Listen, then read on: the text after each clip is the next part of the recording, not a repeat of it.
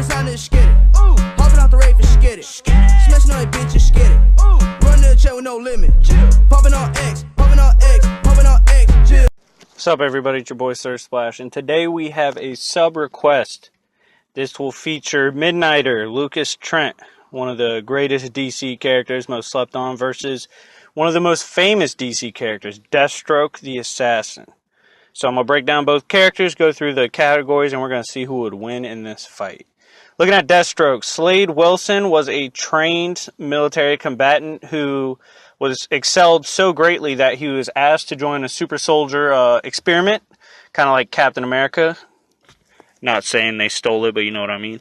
Anyways, so he underwent the surgery and became a super soldier, enhancing all of his physical attributes. Now, Slade would later on cause his son to be mutilated, which caused his wife to put a bullet in his head, because that's how shit happens. And he lost an eye because of it, wearing his famous eye patch. But anyways, I'm going to go through his categories. Now, Slade, strength-wise, he's low meta. He's a few tonners, probably 5 to 10 tons pushing it. He's a little bit above Bane, just to kind of give you kind of a plateau, and he's also around Captain America level. He can harm metas and one-shot peak humans without effort. Speed-wise, low to mid-meta. He's a casual bullet timer and can tag characters like Kid Flash and toy around with Nightwing, who is actually quicker than Batman. Durability-wise, with his armor, he can shrug off bullets and blows from metas. Even New 52 Superman, he took hits from. He also has a low to mid-level healing factor, able to regenerate some tissue, and his armor does have a slight regeneration factor. Intelligence-wise, he's arguably the greatest tactician in DC. He's a combat genius, veteran of war, and a master of controlling the battlefield. Batman might be smarter overall, but Slade Wilson thinks faster, literally. So that gives him the edge in strategy. Skill-wise, he's had hardcore military training, pretty much training in every form of military combat. He knows most unarmed fighting styles. He's a melee weapon expert, as well as a top 5 marksman in the DC universe. Hacks, abilities, and gear. He has the Super Soldier Serum. He thinks 9 times faster than a regular human. He has the healing factor, as I mentioned. He has his Prometheum Sword, pistols, rifles, explosives, high-grade armor, and an energy-blasting bow staff.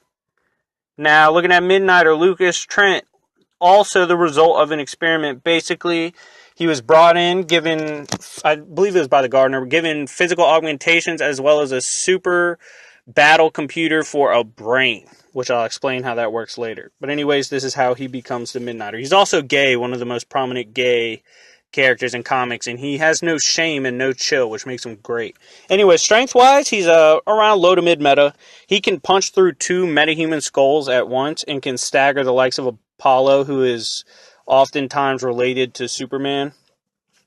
Speed-wise, he's a laser dodger. He has casually dodged, then blitzed Deadshot, who is the premier marksman in DC. Durability-wise, he has a solid healing factor. He also has multiple organs in case one fails. He can also turn off his pain sensors, which enhances his ability to take hits. He has taken punches from the likes of Etrigan and taken beatdowns from Red Lanterns and come out okay.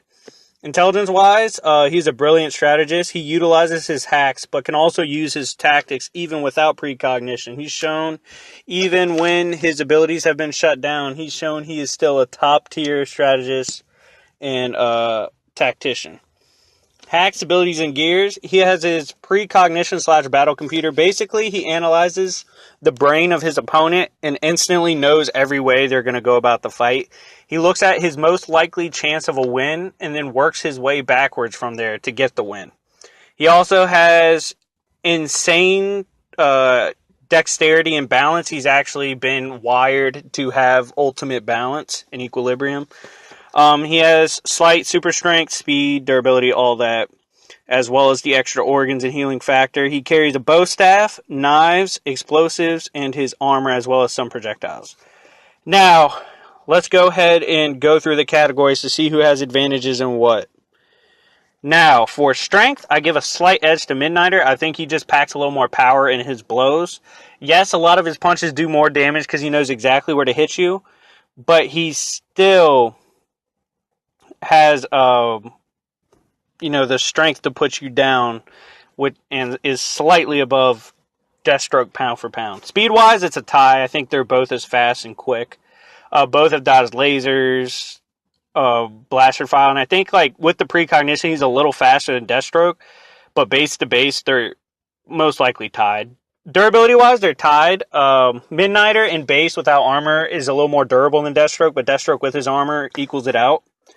Intelligence wise, I'm giving a slight edge to Deathstroke. He's just a premier strategist in DC, and while Midnighter is elite, I would actually put Deathstroke above him.